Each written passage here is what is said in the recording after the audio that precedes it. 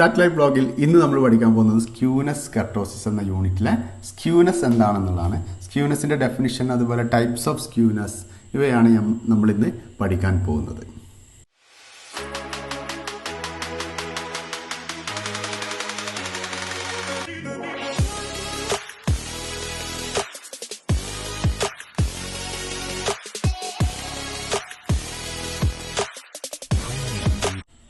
+1 സ്റ്റാറ്റിസ്റ്റിക്സിലെ 7ാമത്തെ യൂണിറ്റാണ് skewness and kurtosis. അപ്പോൾ ആദ്യം നമ്മൾ സ്ക്യൂനെസ് എന്താണെന്ന് പറയാൻ പോവുകയാണ്. അപ്പോൾ അതിനു മുമ്പ് ഈ ഒരു ഡാറ്റ നിങ്ങൾക്ക് പരിശോധിക്കാം. ഇവിടെ നമുക്ക് ഒരു ഒന്നാമത്തെ ഡാറ്റ, ഇവിടെ 3 ഡിസ്ട്രിബ്യൂഷൻ തന്നിട്ടുണ്ട്. കണ്ടിന്യൂസ് ഫ്രീക്വൻസി ഡിസ്ട്രിബ്യൂഷനാണ്, അല്ലെങ്കിൽ ഗ്രൂപ്പ്ഡ് ഡാറ്റയാണ് അല്ലേ. കണ്ടാൽ അറിയാം, ക്ലാസ്സും ഫ്രീക്വൻസിയും ഉണ്ട്, നമ്പർ ഓഫ് സ്റ്റുഡൻസ്, സ്കോർസ്. അപ്പം 3 ക്ലാസ്സിലെ സ്കോറുകളാണ്.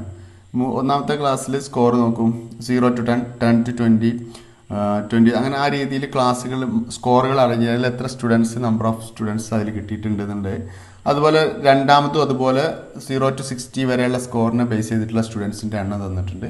മൂന്നാമത്തെ സംഭവങ്ങൾ തന്നിട്ടുണ്ട് അല്ലേ. അപ്പോൾ ഇങ്ങനെ 3 ക്ലാസ്സിലെ 3 വിദ്യാർത്ഥികളുടെ 3 ഗ്രൂപ്പായി പഠിക്കുന്ന വിദ്യാർത്ഥികളുടെ സ്കോറുകളാണ്. സ്വാഭാവികമായിട്ട് നമുക്കത് കമ്പാരിസണും പല കാര്യങ്ങൾ അതിനെക്കുറിച്ച് അനലൈസ് ചെയ്യാനൊക്കെ ആവശ്യം വരാം അല്ലേ. അപ്പോൾ നമ്മൾ സാധാരണ ചെയ്യുക, അതിൻ്റെ ഈ ആവറേജ് എടുക്കാം. സാധാരണ നമ്മൾ X ബാർ എടുത്ത് നോക്കാം. അപ്പോൾ ഒന്നാമത്തെ പിന്നെ സ്കോർ എടുത്തു കഴിഞ്ഞാൽ, സ്കോറിൻ്റെ ആവറേജ് എടുത്തു കഴിഞ്ഞാൽ, ആവറേജ് കാണാൻ നമുക്ക് അറിയുന്ന കാര്യമാണ്, ഞാൻ പറയേണ്ട ആവശ്യമില്ല. അപ്പോൾ ആവറേജ് കാണാൻ കണ്ടിന്യൂസ് ഫ്രീക്വൻസി ഡാറ്റ തന്നിട്ടുണ്ട്, അതിൻ്റെ X ബാർ കണ്ടു നോക്കാം. കാണാൻ അറിയാത്തവർക്ക് വേണമെങ്കിൽ കാണാനുള്ള ലിങ്ക് നമ്മൾ മുമ്പ് കണ്ടിന്യൂസ് ഫ്രീക്വൻസി ഡാറ്റൻ്റെ മീൻ കാണുന്ന വീഡിയോ മുകളിൽ ഇട്ടിട്ടുണ്ട്. ആ ലിങ്ക് ക്ലിക്ക് ചെയ്തിട്ട് നിങ്ങൾക്ക് ആ ക്ലാസ് വേണമെങ്കിൽ കണ്ടിട്ട് X ബാർ എന്താണെന്ന് ചെക്ക് ചെയ്യാം. അപ്പോൾ X ബാർ നമുക്ക് 30 കിട്ടുന്നുണ്ട്. അപ്പോൾ ഇനി രണ്ടാമത്തെ ക്ലാസ് നോക്കാം. രണ്ടാമത്തെ ക്ലാസ് നോക്കി കഴിഞ്ഞാൽ അതിൻ്റെ മീൻ 30 തന്നെയാണ്. മൂന്നാമത്തതിൻ്റെ മീൻ 30.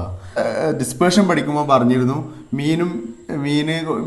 മീഡിയൻ മോഡ് ഇതൊക്കെ തുല്യമാവുന്ന ഡിസ്ട്രിബ്യൂഷൻസ് ഉണ്ടാവാം. അപ്പോൾ അത് കമ്പയർ ചെയ്യാൻ നമുക്ക് ഡിസ്പേർഷൻ മതി എന്ന് പറഞ്ഞു. അപ്പോൾ നമുക്ക് ഇതിൻ്റെ ഡിസ്പേർഷൻ ഒന്ന് കണ്ടു നോക്കാം. ഡിസ്പേർഷന് നമ്മൾ പ്രധാനമായി ഇപ്പോൾ നമ്മൾ കാണുന്ന വേരിയൻസ് കണ്ടു നോക്കാം. വേരിയൻസ്, അപ്പോൾ ഒന്നാമത്തെ ഡാറ്റൻ്റെ വേരിയൻസ് എങ്ങനെ കാണാം? വേരിയൻസ് അല്ലെങ്കിൽ സ്റ്റാൻഡേർഡ് ഡിവിഷൻ്റെ സ്ക്വയർ ആണല്ലോ വേരിയൻസ്, സിഗ്മ സ്ക്വയർ അല്ലേ. സിഗ്മ സ്ക്വയർ കണ്ടു നോക്കാം. അപ്പോൾ ഒന്നാമത്തെ ഡാറ്റൻ്റെ വേരിയൻസ് നിങ്ങളൊന്ന് കണ്ടു നോക്കുക. വേരിയൻസ് കാണുന്നത് ഞാൻ വീണ്ടും ചെയ്യേണ്ട ആവശ്യമില്ല, നമ്മൾ മുമ്പ് ഒരു വീഡിയോ ചെയ്തിട്ടുണ്ട്, അതിൻ്റെ ലിങ്ക് ഞാൻ മുകളിൽ ഇട്ടിട്ട് വേരിയൻസ് കാണാൻ ആഗ്രഹിക്കുന്നവർക്ക് അത് വെച്ചിട്ടൊന്ന് കണ്ടു നോക്കാം. ഇതിൻ്റെ വേരിയൻസ് കണ്ടാൽ 189, ഐ തിങ്ക് 189 ആണ്. 189 കിട്ടുന്നത്. അപ്പോൾ രണ്ടാമത്തെ സ്കോറിൻ്റെ വേരിയൻസും കണ്ടു നോക്കാം. മൂന്നാമത്തെ സ്കോർ എല്ലാം 189 ആണ്. അപ്പോൾ 3 ഡാറ്റേൻ്റെ വേരിയൻസും തുല്യമാണ്. അപ്പോൾ നമുക്ക് പറയാം, ഡിസ്പേർഷൻ വെച്ചിട്ടും നമുക്ക് എന്ത് ചെയ്യില്ല, ഈ 3 ഡാറ്റനെ നമുക്ക് അനലൈസ് ചെയ്യാൻ ബുദ്ധിമുട്ടുണ്ട് അല്ലേ, എക്സാക്റ്റ് ആയിട്ട് കിട്ടുന്നില്ല. ഇനി നമുക്ക് ഈ 3 ഡാറ്റ വെച്ചിട്ട്, ഇപ്പോൾ ഞാൻ ഒന്നാമത്തെ സ്കോർ വെച്ചിട്ടൊരു ഡയഗ്രാം വരയ്ക്കാൻ പോവാണ്. ഡയഗ്രാം വരയ്ക്കാൻ നമുക്ക് അനുയോജ്യമായ സിമ്പിളായിട്ട് വരയ്ക്കാൻ പറ്റിയൊരു ഡയഗ്രാമാണ് ഹിസ്റ്റോഗ്രാം അല്ലേ. ഹിസ്റ്റോഗ്രാം വെച്ച് ഞാൻ വരച്ചു. ഹിസ്റ്റോഗ്രാം ഞാൻ വരച്ചിട്ടുണ്ട്. ഇപ്പോൾ ഒന്നാമത്തെ സ്കോറിൻ്റെ ഹിസ്റ്റോഗ്രാം നോക്കൂ അല്ലേ. ഹിസ്റ്റോഗ്രാം അതിൻ്റെ പ്രത്യേകത ശ്രദ്ധിച്ചാൽ അറിയാം. ഇതിൽ കുറച്ച് പ്രത്യേകതകളായിട്ട് ആ ഗ്രാഫിൽ നോക്കിയാൽ നിങ്ങൾക്ക് മനസ്സിലാക്കാം. അതിൻ്റെ ഏറ്റവും ഉയർന്നു നിൽക്കുന്ന ഭാഗം അല്ലേ, എത്രയാണ്, 20 മുതൽ 40 വരെ ക്ലാസ് ഏറ്റവും ടോപ്പിൽ 15 എന്ന ഫ്രീക്വൻസി നിൽക്കുന്നുണ്ട്. അപ്പോൾ നമുക്കറിയാം, മോഡ് പറഞ്ഞാൽ ഏറ്റവും ഫ്രീക്വൻസി കൂടിയതാണ്.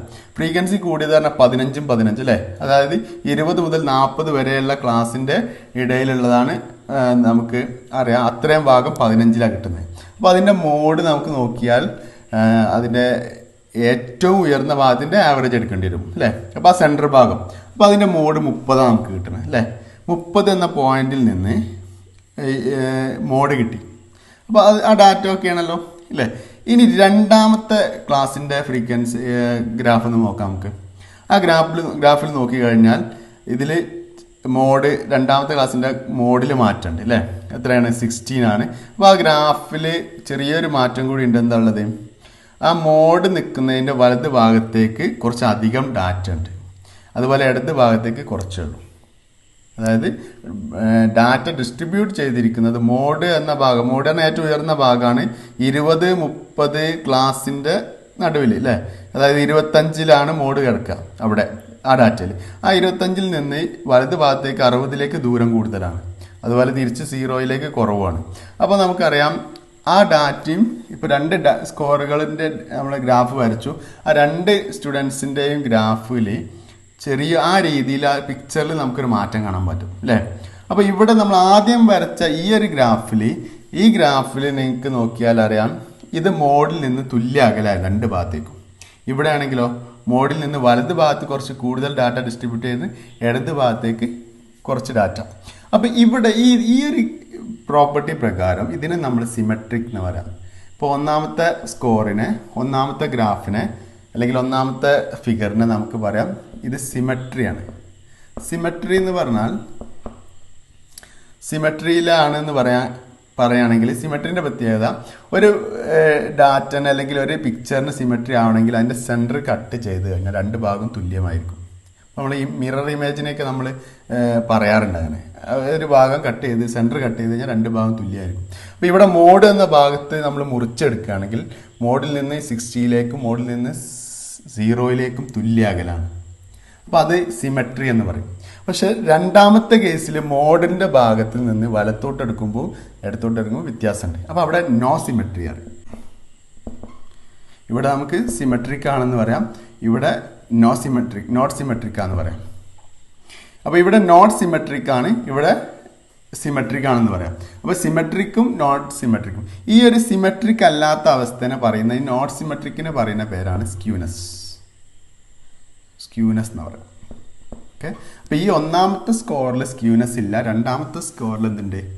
സ്ക്യൂനെസ് ഉണ്ട്. എന്ന് പറഞ്ഞാൽ സിമെട്രിക് ആണെങ്കിൽ അവിടെ സ്ക്യൂനെസ്സിന് പ്രാധാന്യമല്ല. സിമെട്രിക് അല്ലാത്ത ഒബ്സർവേഷനിലാണ് നമുക്ക് സ്ക്യൂനെസ് ഉണ്ടാവുക, നോട്ട് സിമെട്രിക്കിൽ. ഇപ്പോൾ ഇവിടെ സ്ക്യൂനെസ് നോക്കിക്കഴിഞ്ഞാൽ നമുക്ക് ഇതിനെ നമ്മൾ സ്ക്യൂനെസ്സുള്ള ഡാറ്റ എന്ന് പറയാം ഈ രണ്ടാമത്തെ സ്കോർ. ഇനി ഒരു സ്കോർ കൂടി നമ്മുടെ മുന്നിൽ ബാക്കിയുണ്ട് അല്ലേ. മൂന്നാമത്തെ സ്കോറിൻ്റെ ഗ്രാഫ് നോക്കും. മൂന്നാമത്തെ സ്കോർ ഇവിടെ നോക്കും. മോഡ് നമുക്കറിയാം, മൂന്നാമത്തെ സ്കോർ പറഞ്ഞാൽ ഫ്രീക്വൻസി ഏറ്റവും കൂടുതൽ 16 അതായത് 30-40 ക്ലാസ്സിലാണ്. 30-40 ക്ലാസ്സിൻ്റെ സെൻറ്റർ ഭാഗം അതായത് 35 നമ്മൾ മോഡ് കിടക്കുന്നത്. മോഡിൻ്റെ ഇടത് ഭാഗത്തേക്കാണ് കൂടുതൽ ഡാറ്റ. ഇവിടെ വലത് ഭാഗത്തേക്കായിരുന്നു, ഇവിടെ ഇടത് ഭാഗത്തേക്കായിരുന്നു. അപ്പോൾ ഇങ്ങനെ ഇടത് ഭാഗത്തേക്കാണ് കൂടുതൽ ഡാറ്റ ഉണ്ടെങ്കിൽ അതും അവിടെ എന്തല്ല, സിമെട്രിക് അല്ലല്ലോ. അപ്പോൾ നോട്ട് സിമെട്രിക് ആണ്, അവിടെയും സ്ക്യൂനെസ് ആണ്. പക്ഷേ ഈ സ്ക്യൂനെസ്സും തമ്മിൽ എന്താ മാറ്റമുള്ളത്? ഇവിടെ മോഡിൻ്റെ വലത് ഭാഗത്തേക്കാണ് കൂടുതൽ ഡാറ്റ, ഇവിടെ മോഡിൻ്റെ ഇടത് ഭാഗത്തേക്കാണ് കൂടുതൽ ഡാറ്റ. അപ്പോൾ ഇതിനെ നമ്മൾ പറയും ഈ സ്കോർ 2 ക്ലാസ്സിലെ സ്റ്റുഡൻസിൻ്റെ ഫിഗേഴ്സ് വെച്ചിട്ട് നമുക്ക് പറയാം ഇത് പോസിറ്റീവ് സ്ക്യൂനെസ് ആണെന്ന് പറയും. പോസിറ്റീവ് സ്ക്യൂനെസ് അല്ലെങ്കിൽ പോസിറ്റീവ് സ്ക്യൂഡ് ഡാറ്റ എന്ന് പറയാം. രണ്ടാമത്തെ ഫിഗർ എന്താണ്? പോസിറ്റീവ് സ്ക്യൂഡ് ഡാറ്റയാണ്.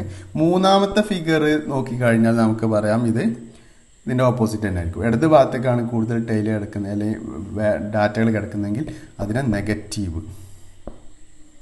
നെഗറ്റീവ് സ്ക്യൂഡ് ഡാറ്റ അല്ലെങ്കിൽ നെഗറ്റീവ് സ്ക്യൂനെസ് എന്ന് പറയും. അപ്പോൾ സിമെട്രിക് ഇല്ലാത്ത അവസ്ഥയാണ് നമ്മൾ സ്ക്യൂനെസ് എന്ന് പറയുന്നത്. സ്ക്യൂനെസ് വലത് ഭാഗത്തേക്കാണ് മോഡിൽ നിന്ന് കൂടുതൽ ഡാറ്റ ഡിസ്ട്രിബ്യൂട്ട് ചെയ്തിരിക്കുന്നതെങ്കിൽ അതിന് പോസിറ്റീവ് സ്ക്യൂനെസ്സും, ഇടത് ഭാഗത്തേക്കാണ് കൂടുതൽ ഡാറ്റ സ്ക്യൂഡ് അല്ലെങ്കിൽ ഇടത് ഭാഗത്തേക്കാണ് മോഡിൻ്റെ ഇടത് ഭാഗത്തേക്കാണ് ഡാറ്റ ഡിസ്ട്രിബ്യൂട്ട് ചെയ്തിരിക്കണമെങ്കിൽ കൂടുതൽ നെഗറ്റീവ് സ്ക്യൂനെസ് എന്ന് പറയും. ഓക്കെ. അപ്പോൾ ഈ സ്ക്യൂനെസ്സിനെ കുറിച്ച് നമ്മൾ ഡെഫിനിഷൻ ഒന്ന് വ്യക്തമായിട്ട് പറയാം. ഒന്നാമത്തത് പറഞ്ഞാൽ സ്ക്യൂനെസ് ഇല്ലാത്ത അവസ്ഥ, നോ സ്ക്യൂനെസ് അല്ലെങ്കിൽ സിമെട്രിക് എന്ന് പറയും അല്ലേ. സിമെട്രിക്കിൽ എന്താണ്? മീനും മീഡിയനും മോഡും ഈക്വൽ ആയിരിക്കും. അതാണ് ഇതിൻ്റെ പ്രത്യേകത. മീന് ഈക്വൽ, മീഡിയൻ ഈക്വൽ, മോഡ്. അപ്പോൾ സിമെട്രിക്കിന് ഒരു പിക്ചർ ഞാൻ കാണിച്ചു തരാം. അപ്പോൾ ഈ ഒരു പിക്ചർ നോക്കി കഴിഞ്ഞാൽ ഈ ഒരു പിക്ചർ നോക്കൂ. ഇവിടെ മീൻ മീഡിയൻ ഈക്വൽ ആണ്. അപ്പോൾ അതായത് മീൻ്റെയും മോഡ് സെൻട്രലാണ് നിൽക്കുന്നത്. ആ ഡാറ്റ ഡിസ്ട്രിബ്യൂട്ട് ചെയ്തിരിക്കുന്ന സിമെട്രിക് ആണ്. അതായത് സെൻട്രൽ ഭാഗം കട്ട് ചെയ്ത് കഴിഞ്ഞാൽ രണ്ട് ഭാഗം തുല്യമാണ്. കണ്ടില്ലേ? 50% മോഡിൻ്റെ ഇങ്ങോട്ടും 50% ലെഫ്റ്റിക്കും. അപ്പം ഏറ്റവും ഉയർന്ന് നിൽക്കുന്ന ഫ്രീക്വൻസിയാണ് ആ കർവിൽ പോയിന്റ് നിൽക്കുന്നത്. നമ്മൾ കർവൊക്കെ വരക്കാൻ പഠിച്ചതാണ്. കർവിൽ ഏറ്റവും ഉയർന്ന് നിൽക്കുന്ന പോയിന്റാണ് ഏറ്റവും ഫ്രീക്വൻസി കൂടിയ ഭാഗമായിരിക്കും അല്ലേ. ആ ഫ്രീക്വൻസി കൂടി താഴെയുള്ള എക്സിൻ്റെ വാല്യൂ ആണ് മോഡ് എന്ന് പറയുന്നത്. നമ്മൾ ഹിസ്റ്റോഗ്രാമിൽ മോഡ് വരച്ചിട്ടുണ്ട്. അപ്പോൾ ഹിസ്റ്റോഗ്രാമിൽ മോഡ് വരച്ച് കഴിഞ്ഞാൽ നമുക്കത് കിട്ടും. അപ്പോൾ ഈ ഒരു മോഡ് എന്ന പോയിന്റിൽ നിന്ന് ഇങ്ങോട്ട് 50% ഡാറ്റ ഡിസ്ട്രിബ്യൂട്ട് ചെയ്യുന്നു, ഇങ്ങോട്ടും 50% ഡാറ്റ ഇവിടേക്കും നിൽക്കുന്നുണ്ട് അല്ലേ. അപ്പോൾ രണ്ട് ഭാഗത്തേക്കും തുല്യമായി ഡിസ്ട്രിബ്യൂട്ട് ചെയ്യുന്നതിനാണ് സിമെട്രിക് എന്ന് പറയുന്നത്. മോഡിൻ്റെ ഇരുവശത്തേക്കും തുല്യമായി ഡാറ്റ ഡിസ്ട്രിബ്യൂട്ട് ചെയ്യുകയാണെങ്കിൽ അതിനെ സിമെട്രിക് എന്ന് പറയും. എന്ന് പറഞ്ഞാൽ അവിടെ സ്ക്യൂനെസ് ഇല്ല, നോ സ്ക്യൂനെസ്. സിമെട്രിക് എന്നാൽ നോ സ്ക്യൂനെസ് ആണ്. സ്ക്യൂനെസ് ഇല്ലാത്ത അവസ്ഥ. ഓക്കെ, അപ്പോൾ അവിടെ നമുക്ക് മീൻ, മീഡിയൻ, മോഡ്, സെൻട്രൽ പോയിന്റ് തന്നെ ആയിരിക്കും. കാരണം മിഡിൽ മോസ്റ്റ് വാല്യൂ മീഡിയൻ അവിടെ തന്നെ ഉണ്ടാവുക. അതുപോലെ മോഡ് ഏറ്റവും ഉയർന്ന് നിൽക്കുന്നത് ഞാൻ പറഞ്ഞു. അതുപോലെ അതിന് മീൻ കണ്ടാലും നമുക്ക് അവിടെ തന്നെ കിട്ടുക, സെൻട്രൽ പോയിന്റ് ആയതുകൊണ്ട്. ഓക്കെ, ഇനി ഈ ഒരു പിക്ചർ നോക്കൂ. ഇപ്പോൾ ഈ ഒരു പിക്ചർ നോക്കി കഴിഞ്ഞാൽ ഈ ഒരു പിക്ചർ പോസിറ്റീവ് സ്ക്യൂഡിനാണ്. അപ്പോൾ ഇവിടെ സിമെട്രിക്കിൻ്റെ കർവ് നമുക്ക് വരച്ച് കഴിഞ്ഞാൽ ഇങ്ങനെ വരച്ചു കൊടുക്കുക, സിമെട്രിക് ആയിട്ട് വരച്ചു കൊടുക്കുക. അതായത് രണ്ട് ഭാഗം കട്ട് ചെയ്താൽ തുല്യമായിരിക്കണം. മീൻ, മീഡിയൻ, മോഡ് ഈക്വൽ ആവണ കേസ്. ഓക്കെ, ഇനി ഇവിടെ പോസിറ്റീവ് സ്ക്യൂഡിൻ്റെ ഡാറ്റ കർവ് വരയ്ക്കുകയാണെങ്കിൽ നമുക്ക് വരക്കുമ്പോൾ ഈ ഒരു ഭാഗം ഉയർത്തിയിട്ട് ഇങ്ങോട്ട് വാല് കുറച്ച് നീട്ടി വരയ്ക്കാം. ഓക്കെ, ഇപ്പോൾ മോഡിൻ്റെ ഭാഗം ഇതാണ് മോഡ് അല്ലേ. ഇത് മോഡ് എടുക്കാം. പിന്നെ മോഡ് തൊട്ടടുത്ത് മീഡിയൻ കൊടുക്കുക, median.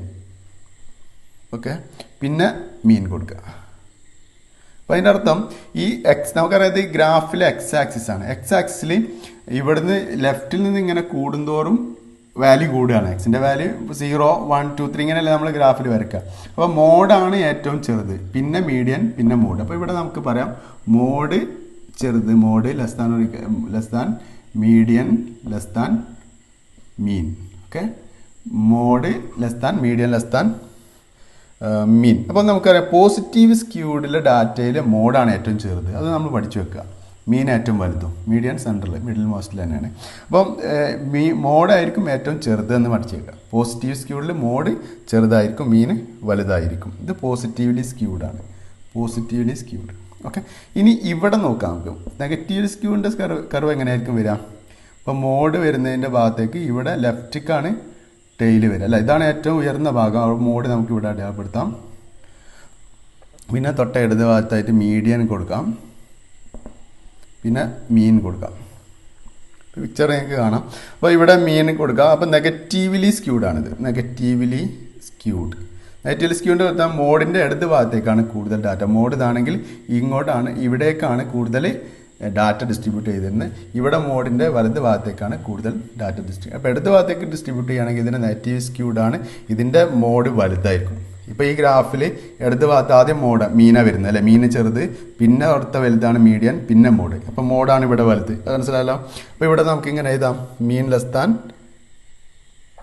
Median less than mode എന്ന് എഴുതാൻ പറ്റും. ഓക്കെ, ഈ രീതിയിൽ ഇതിനെ അറേഞ്ച് ചെയ്യാൻ പറ്റും. ഇതാണ് സ്ക്യൂനെസ്സിനെ കുറിച്ച് പറയാനുള്ളത്. സ്ക്യൂനെസ് ഇല്ലാത്ത അവസ്ഥ, അതിനെ സിമെട്രിക് എന്ന് പറയും. സ്ക്യൂനെസ് ഉണ്ടെങ്കിൽ എന്താ അതിൻ്റെ പ്രത്യേകം, സിമെട്രിക് ഇല്ലാത്ത അവസ്ഥയാണ്. നോൺ സിമെട്രിക് ആണ് സ്ക്യൂനെസ് ഉണ്ട് എന്ന് പറഞ്ഞാൽ. സ്ക്യൂനെസ്സിൽ 2 തരങ്ങളുണ്ട്. മോഡിൻ്റെ വലത് ഭാഗത്തേക്ക് ടെയിൽ കൂടിയാൽ, ഇങ്ങനെ ഇതിന് ടെയിൽ വാല് അല്ലേ, ഈ കർവിൻ്റെ വാല് എന്ന് ഉദ്ദേശിക്കുന്നത്. വാൽ ഭാഗം കൂടിയ വാലുണ്ടെങ്കിൽ, നിങ്ങൾ ലോങ് ഇതുണ്ടെങ്കിൽ അതിന് നമ്മൾ പോസിറ്റീവ്, അതിൻ്റെ ഡെഫിനിഷൻ നിങ്ങൾക്ക് കാണാം.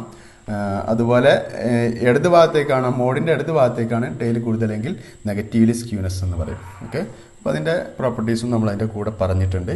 ഇതാണ് സ്ക്യൂനെസ്സിനെ കുറിച്ച് മനസ്സിലാക്കാനുള്ളത്. ഓക്കെ, ഇപ്പോൾ ഈ ക്ലാസ്സിൽ നിന്ന് നമുക്ക് സ്ക്യൂനെസ് എന്താണെന്ന് മനസ്സിലാക്കി. സ്ക്യൂനെസ് 2 തരം, പോസിറ്റീവ് സ്ക്യൂനെസ്സും നെഗറ്റീവ് സ്ക്യൂനെസ് ഉണ്ടെന്ന് പറഞ്ഞു. സ്ക്യൂനെസ് ഇല്ലാത്ത അവസ്ഥയെ സിമെട്രിക് എന്ന് പറയുമെന്ന് പറഞ്ഞു അല്ലേ.